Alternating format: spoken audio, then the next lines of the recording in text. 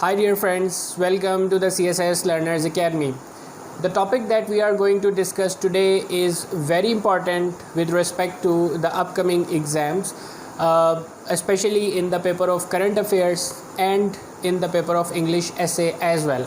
Question might as well be asked in the paper of Pakistan affairs, but it is very important with respect to the two subjects that I mentioned earlier. The topic is the relationship between China and Pakistan, and I will especially explain in detail whatever is happening with regard to CPEC.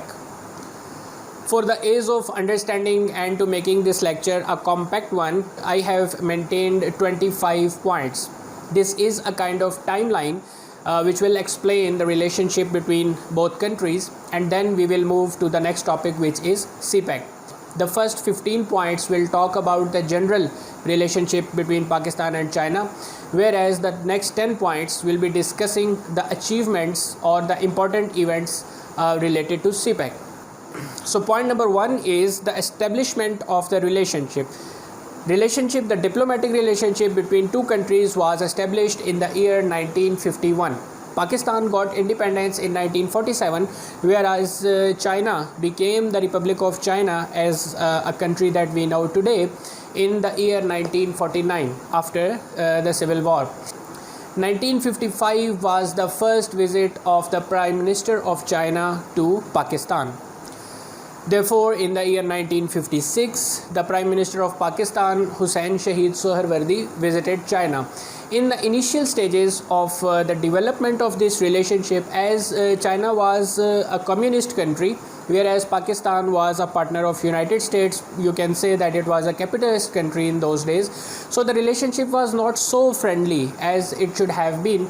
Although China was our neighbor and we were establishing the ties, but it is a fact as well that out of all the other communist countries, China was the only country that Pakistan was maintaining a relationship with, regardless of the pressure of United States. So we can say that a kind of friendly environment was there between both countries, but an acceleration in the relationship was not there in the initial stages. In the year 1963, we see that the Foreign Minister of Pakistan, Zulfikar Ali Bhutto, visited China. This visit was basically in the aftermath of Sino-Indian War of 1962. We know that the issue of line of actual control, which is very hyped nowadays, it was created back with the war of 1962. After 1962, a boundary commission was set up between China and Pakistan to deal with the border that is related with Kashmir or the areas of Gilgit-Baltistan and China. The boundary commission decided that this issue should be resolved on the basis of equality, because we were not intended to go to war with China, obviously, and China was a friendly country. China was supporting our claim on Kashmir, and therefore the boundary commission was established to set out the boundary. The area of Aksai Chin is the part of Kashmir which is now in modern China. So that was a kind of disputed area, and we resolved this disputed area peacefully by using the diplomatic means. And it was also a kind of example which was set out to the world that Pakistan is a peaceful country, and regarding our border dispute, we want or we invite the diplomatic solutions according to the will of the people, which happened between China and Pakistan. Although India did not accept that, because India wanted it to be a disputed issue as well between China and Pakistan, they still say that Pakistan is responsible for dividing India on that front. But the position is very clear that the boundary issues should be resolved peacefully and diplomatically, not by aggression or occupation. The next year, 1964, was the year when Pakistan International Airlines (PIA) started the first flights to Beijing. Pakistan also helped the Chinese government to establish an airport in Beijing. The runway, the airport, the training of the pilots of China were carried out by the Pakistani PIA under a contract agreement signed in 1964. 1971 is another important year. 1972, basically the efforts were started in 1970, and 1972 is the year when President Richard Nixon of United States along with the Secretary Henry Kissinger visited China. Now that was a kind of a landmark development. Pakistan facilitated that meeting between United States and China, and it was held in the year 1972.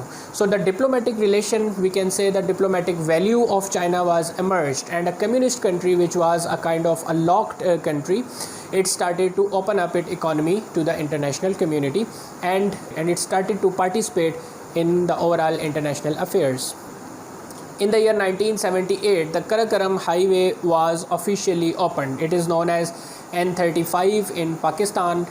Because of this mountainous region and difficult type of terrain, it is a kind of miracle. It is known as a landmark development, a miracle of construction. If you see or if you visit the Khunjerab Pass, that is the border between China and Pakistan, you will see that how beautifully Karakoram Highway has been developed to maintain a road link between both countries. In the year 1999, Pakistan and China signed a contract to develop JF-17 Thunder in Pakistan. That is one of another strategic defense agreement between both countries. China helped Pakistan not only in the establishment or development of the nuclear program, but also in the other military capabilities, including the development of JF-17 Thunder locally. Point number 10 is the preferential trade agreement. Trade agreement was signed in 2003 when China and Pakistan engaged into a kind of trade partnership, and China lowered the tariffs for the Pakistani products imported in China and exported from Pakistan. Point number 11 is the bilateral memorandum of understanding on the information technology. We have seen that a rise of IT was there in the country in 2005, and that was with the help of China. We have seen the cellular companies being operating in Pakistan. First of them were Chinese companies, and then other companies also invested in Pakistan, and now we have a larger cellular network. Along with that, China also invested in enhancing the internet capabilities all over the country. In the year 2006, China and Pakistan signed a free trade agreement. You can say that this free trade agreement contains both negative and positive aspects. The positive aspect of the trade agreement was that now Chinese products were inside Pakistan. They were very, economical. They were user friendly, and that's why we say that it was a blessing for Pakistan to have the economical products or the cheaper products. Whereas the negative aspect of the free trade agreement is that the local industry of Pakistan faced many challenges because we had higher cost values, and our industry was not able to produce goods at such a cheaper price. So that was a kind of competition in which Pakistani industries faced several challenges. In the year 2010, JF-17 was inducted in Pakistan Air Force officially. In the year 2013, it was the first time when Pakistan and China signed a memorandum of understanding for cooperation regarding a long-term plan on China-Pakistan economic corridor. As I have talked earlier in a lecture, that the plan of CPEC was basically on the table since the year 2003. But from 2003, only Gwadar port was under consideration. The discussions were taking place as China wanted to operate Gwadar, and there were negotiations on the same. This plan was then continued to be under discussion, finally arriving at the conclusion of a China-Pakistan economic corridor in the year 2003. It was announced through these memorandum of understandings that this is going to happen, and a strategic plan which is known as China-Pakistan economic corridor will be created. 2003 was the year when Pakistan officially gave the contract of constructing and opening of Gwadar port to Chinese.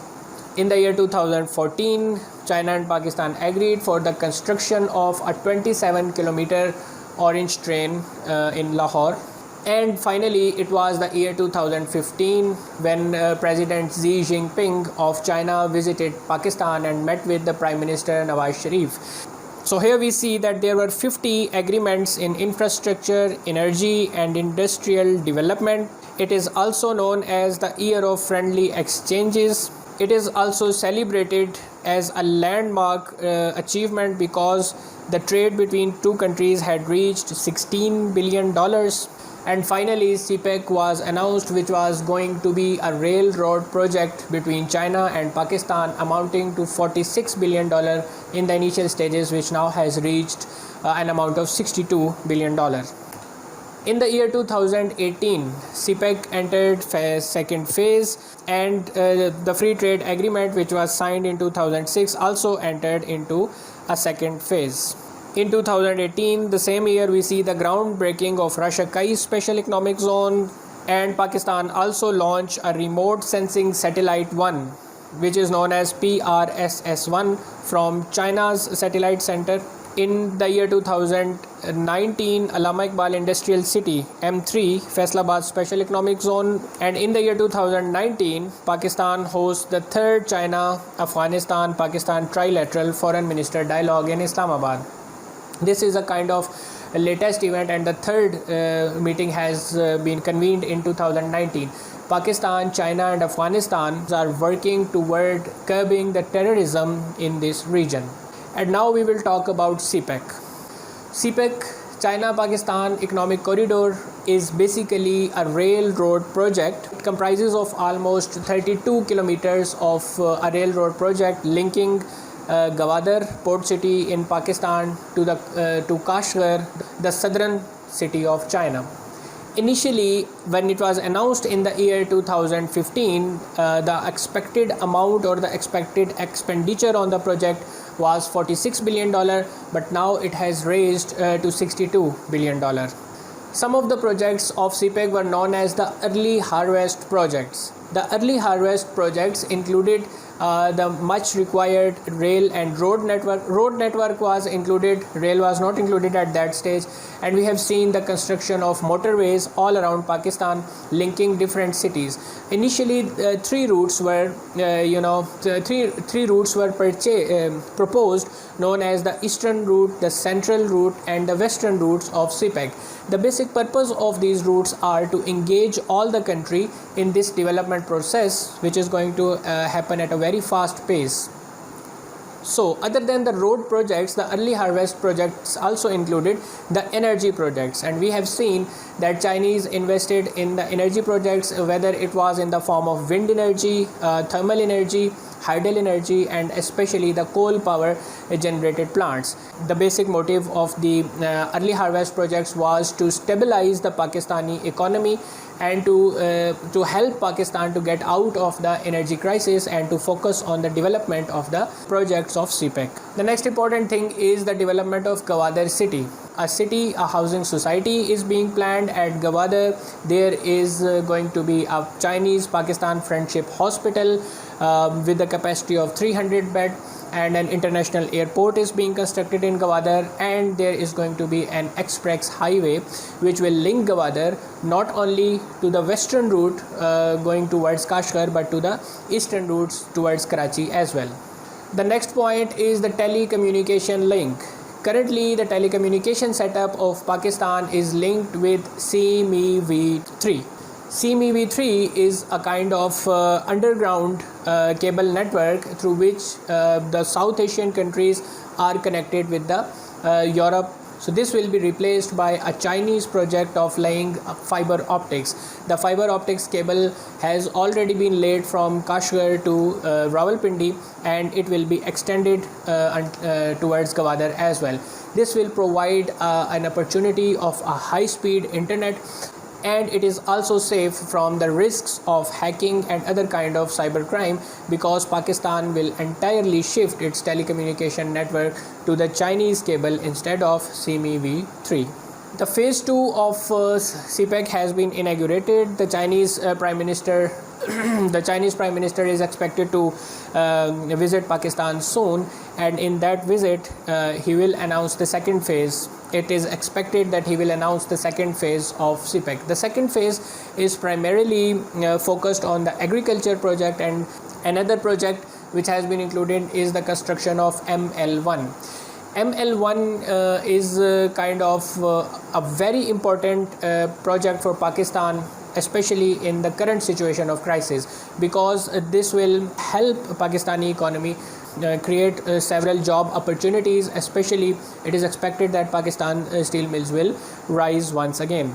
ML1 project is a $6.8 billion project where the double track will be laid from Karachi to Peshawar. The passenger trains will be able to move at a speed of 65 km to 160 km per hour.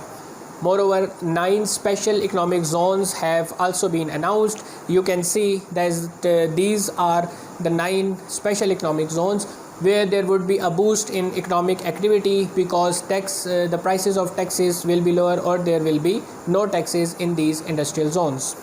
The next important point is the strategic importance of this project for China. So let me tell you in detail. So here I will place a map, and now you can see that the entire trade of China previously, because before CPEC, how the trade is happening right now and what are the problems being faced by China currently. You will see here that Beijing, which is the easternmost part of China, it is used for the maritime trade. The ships which are exporting the Chinese products to the Gulf countries and to Africa, and the ships that are importing the oil from Gulf countries, all are related to Beijing, the port of Beijing. Now the ship will start their journey from Beijing, and then they will come down, and then they will pass through the Pacific Ocean, the South China Sea, and then they will reach the port of Malacca in Malaysia. Now you must have heard about a term which is known as Malacca Dilemma. What is the Malacca Dilemma is that you can see that there is a very little space between the Asian continent and Malaysia. So this is Malacca, where if any kind of problems are created by any enemy of China, they can halt the Chinese movement for the time being, and if they are able to do that even for one day, it will be a disaster to the Chinese economy. So what China is doing is making her imports and exports safe strategically. So here the ships from there, the ships move towards the Gulf countries, or they can go to Australia as well. Mostly the trade of China is happening between the Middle Eastern countries through this route. So one important thing about this is that you can see this is all a kind of a maritime route. Maritime route means that it is more costly and more slower than the land routes. Number one. Number second is that this route is round about 16,000 kilometers. The Chinese ships has to cross 16,000 kilometer of area before reaching their final destination. Whereas now if we look towards CPEC, this project is a totally land area, and this will connect China to Pakistan by just 3,200 kilometers, and from there, from the port of Gwadar, the ships can move very easily. The ships can move very easily to the Strait of Hormuz and to the Gulf countries. So now here you can see on the map that how this route is important for China and what is the strategical importance of this route. Now after that, the first important thing for China is the economical and strategical dimension of CPEC that I have explained here.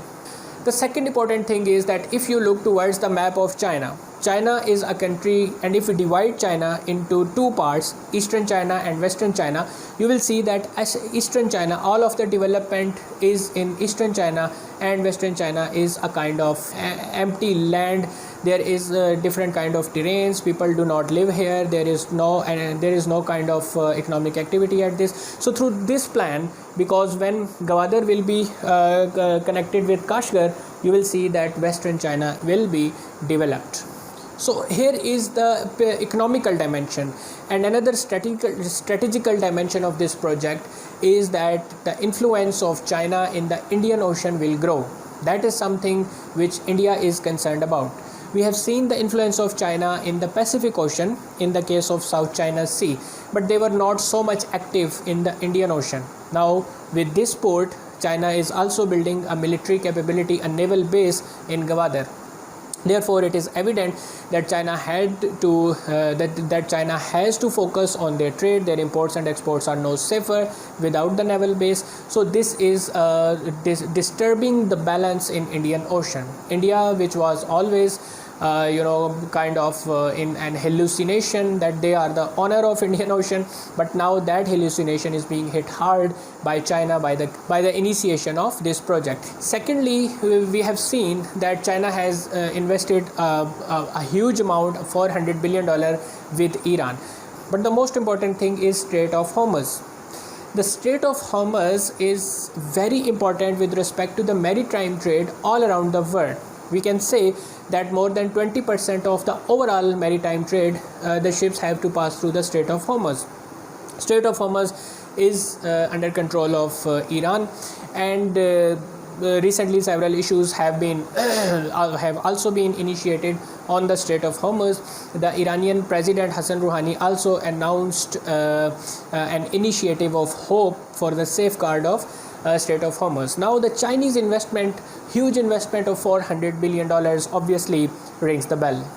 The next point in the strategic issue is the African continent. Chinese are focusing on the African continent more and more, and they have developed good relationship with almost all the African countries. African countries were mostly the previous colonies of Europe, and after decolonization, the relationship between Africa and Europe almost remained the same. None of the countries have ever invested so hugely inside the African continent as Chinese are doing right now. So this project, CPEC project, will also help out China to create a direct link with the African countries. And the second point is, what is the importance of CPEC for Pakistan? Number one is the economic importance, and as we know that after 1970s, Pakistan do not have any kind of foreign direct investments. The Pakistani economy was solely dependent on the international financial institutions. We have taken more than 20 programs of IMF and also other programs such as Asian Development Bank and the programs from World Bank have helped Pakistani economy to have a kind of sustained economy. I cannot say that this is a sustainable growth, but this is a sustained economy, and the country has survived.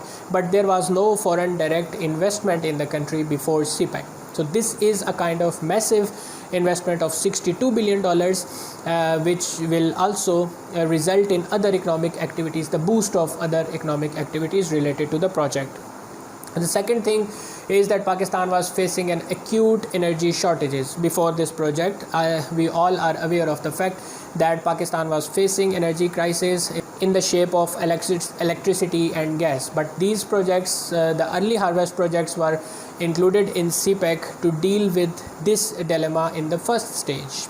The next point is the rising circular debt. Why we had the energy problems was because of the rising circular debt. So this investment will also help Pakistan to control that debt, because the energy projects which are included in this project are none of the projects are based on the oil based fossil fuel. They are based on hydel power or the solar power or the wind power generation. So this kind of inclusion in the national grid of Pakistan will also lessen the burden on the fossil fuel generated power plants, and ultimately will result in minimizing the circular debt. I have explained these concepts in the economy of Pakistan in the previous lecture. For a better understanding, you can go visit the lecture. And the next thing, employment and industrialization. With the initiation of 9 special economic zones, there is going to be a boost in the industry of Pakistan. The private entrepreneurs and the government is also interested in the investment schemes to invest in these projects. After investment, if Pakistan is able to make good out of it and we are able to establish the productive industries, it means that employment will automatically come to Pakistan. We will be able to minimize the unemployment, and we will also be able to maximize the production. Agriculture productivity. As we know that agriculture is the backbone of Pakistan. We have been listening this, and we have been studying that Pakistan agriculture is the backbone, but what we have done in the field of agriculture is almost nothing. There are some agriculture reforms which not have been implemented as they should have been, and there is plenty of wastage that we are facing in this field. China has stated that in the second phase of CPEC they are going to introduce the digitalization or the modern reforms in the field of agriculture, which will not only minimize the losses that we are facing right now, but they will also help us in the maximization of the productivity of agriculture from the same lands. Another very important strategic dimension of this project is the issue of Balochistan and FATA. We have seen that these provinces were neglected. I mean, FATA was not even a province, but the province of Balochistan was neglected by the Pakistani government. It is true that there are many international factors being involved in Balochistan as well, but they have taken the benefit of fault lines. It means that some fault lines were existing in the province of Balochistan. With this project, the most important thing was the safety and security of Balochistan. For that purpose, we have seen that Pakistani government have decided to create a separate unit which is known as SDF, Special Defense Forces. The Special Defense Forces are responsible for the security of CPEC in the province of Balochistan, especially because Balochistan has been the target of foreign meddling, as it is a proven fact now. So the CPEC, the security of CPEC was the most important thing for the Pakistani government and agencies. And next thing was the issue of FATA. FATA was the federally administered tribal area, but it was not included in the mainstream Pakistan. But now with the 26th amendment to the Constitution of Pakistan on 31st May 2018, the Parliament approved the inclusion of FATA into the province of KP. Now that is the part of Pakistan, a part of the province of KP. The route of CPEC which is passing through that area is also safeguarded as well. The condition of western areas of Pakistan was almost equal to the areas of western China. So now both countries have made a policy to deal with the western threat. The project of CPEC will also help Pakistan to deal with the Indian aggression, especially with respect to Kashmir. The route of CPEC is passing through Gilgit-Baltistan when India claims that this is the disputed territory, and it should not pass through that area. And now we have seen that India was so frustrated with the development of CPEC that they have taken a massively wrong and illegitimate decision when they abrogated Article 370 of the Constitution on 5th August 2019. That is a kind of frustration that we see in the Indian government. And finally, when they named Ladakh as a union territory, which is also disputed by China raised the claims, and now we see the border which have been very serious between China and India currently on the line of actual control. So here we have talked about the relationship between China and Pakistan, especially the project of CPEC, the strategic importance of CPEC, the economic importance of CPEC with respect to both China and Pakistan. And now I am going to decide the current issues or challenges being faced by CPEC.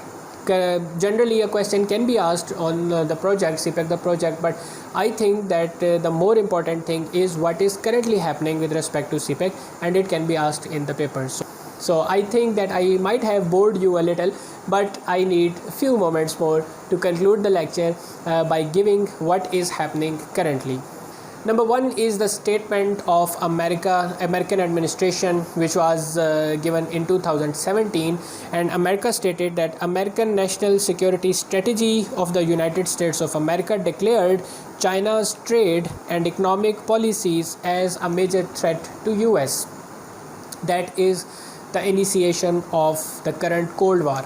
You must have seen or read in different articles, people are talking about the Cold War, the current Cold War or the new Cold War between China and America. This is because of this American narrative. They think that the development of China, the economic development and the rise of China is a threat of United States. They can be right according to their own perspective, because China is a rising superpower and economically now it stands at the second position in the global economic index. But what is more important is that we have seen that American policies or American strategies are going more and more aggressive against different countries of the world, whereas China is filling that vacuum step by step. The vacuum created by United States is being filled by China continuously. So obviously China is going to be a threat to United States, but China was never aggressive, and China still states that this is a kind of a competitive world. You want to compete, you should compete on the equal grounds by not sabotaging a country or pressurizing a country not to grow. Then we have seen that US has tried very hard to hit the Pakistani economy as hard as they can, because if the Pakistani economy is weaker, it means that the burden on Chinese will rise. The burden on Pakistan will rise, but the burden on Chinese will rise as well. So first of all, we saw that United States especially asked IMF not to give debt to Pakistan. And then we see that because of the US pressure, Pakistan asked for a debt of $12 billion, but we are given a debt of $6 billion, which is half that amount, and it is also with the toughest structural changes that the country is facing. We have been getting the IMF programs in the previous years, but the structural changes were not so difficult or so tough as they are now for Pakistan. So we can see that how Americans are trying to hit the Pakistani economy. The second important factor is the inclusion of Pakistan in FATF. So US was the first country which stated that Pakistan should be placed on the grey list of FATF. So by including the Pakistan on grey list and then turning it as a threat to be included in black list was another target towards the Pakistani economy. The next thing is about the Indian frustration regarding CPEC. We have seen that first of all, India was invited by China to be a part of CPEC, and if not, as Indians rejected that plan, so China included India in another project which is known as BCIM, Bangladesh, India, China and Myanmar. That is another corridor. You can see here on the map that that corridor will also link China to the Pacific Ocean, but from the eastern side of India. CPEC is on the western side of India. So with that project, Chinese tried to normalize ties with India, but it was always very difficult for India to see Pakistan being a growing or a developing country.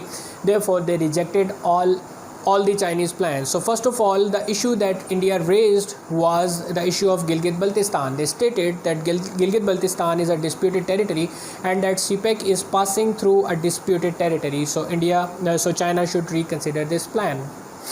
Now, number one is that Gilgit-Baltistan is not a disputed territory, as Gilgit-Baltistan is not a part of Kashmir. Few people claim that GB is a part of Kashmir, Azad Kashmir, but many of actual inhabitants of Gilgit-Baltistan, they do not believe that Gilgit-Baltistan is a part of Kashmir. Even before the Kashmir issue was raised, it was separated, and it also asked Pakistan to be acceded to the country.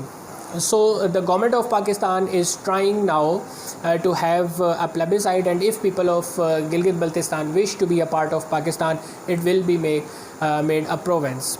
After Gilgit-Baltistan, we saw that another opportunity for India was Balochistan. So they were actively engaged in Balochistan. We have actually caught an Indian spy with the name of Kulbhushan Jadhav. So the Indian intentions are pretty clear about sabotaging CPEC in any possible way that they can.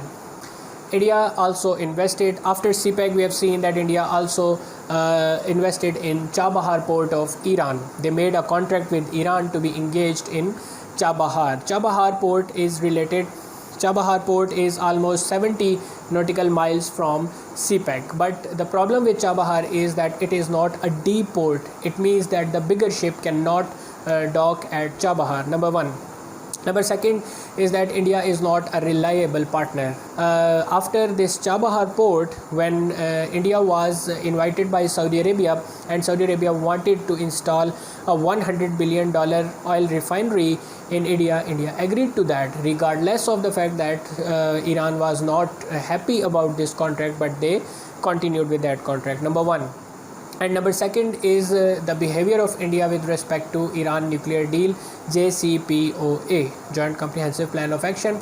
United States unilaterally moved out of the deal and they pressurized all the countries who were engaged in any kind of dealings with India. Now, India was importing oil from Iran and it was the third largest imported oil. But when United States pressurized India, they blocked or cancelled all the contracts with Iran. In return, Iran cancelled their contract on Chabahar. So this was a kind of result of that investment which happened, because India was not going to decide what they should choose, Israel or Iran, America or Russia. So it is a kind of a confused state, and their hypocrisy have isolated them finally. Another important issue is the debt trap. You must have heard about a term, debt trap, that CPEC is a debt trap. Let me clarify something. It is a project of 40 years. Gwadar city is on a lease for 40 years.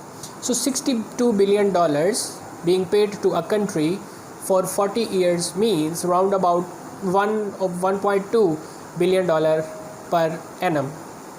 And I don't think that $1.2 billion investment per annum is going to be a kind of debt trap for Pakistan. Another important factor is that this investment, the loans that we have to pay back to Chinese, the repayment of the debt is going to be started from the year 2026 and not initially, which means that China has given ample space to Pakistan to earn from the projects and then to pay back the loan to Chinese. So it is not going to be a debt trap because we do not have to pay from the taxes, or we do not have to pay by asking from debt from other countries.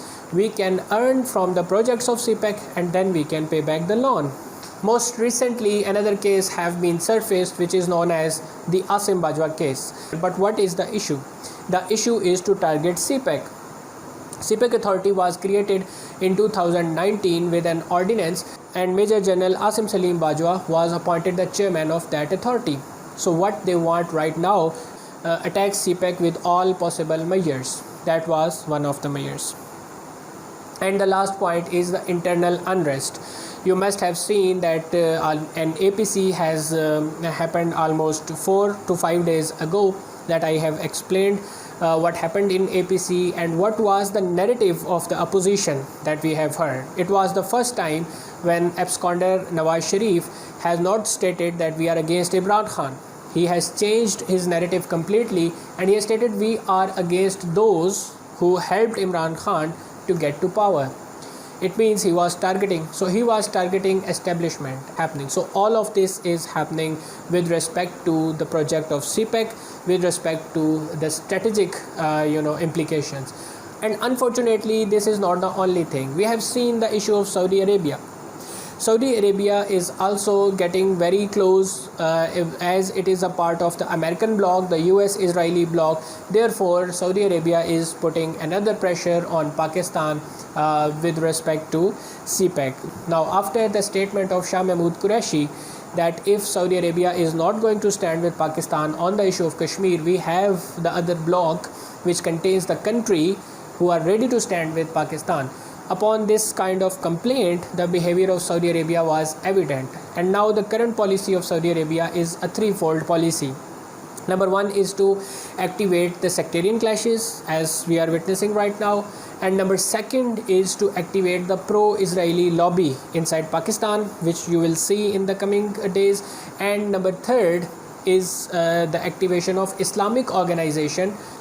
So this was our lecture for today. We have covered an important topic of China-Pakistan relations and especially the relationship regarding CPEC. We have talked about the challenges that the country is facing right now and especially what should be our strategy in the coming period. If you have not subscribed to the channel, I would request you to subscribe. Thank you very much for watching the video. Stay blessed. Allah Hafiz.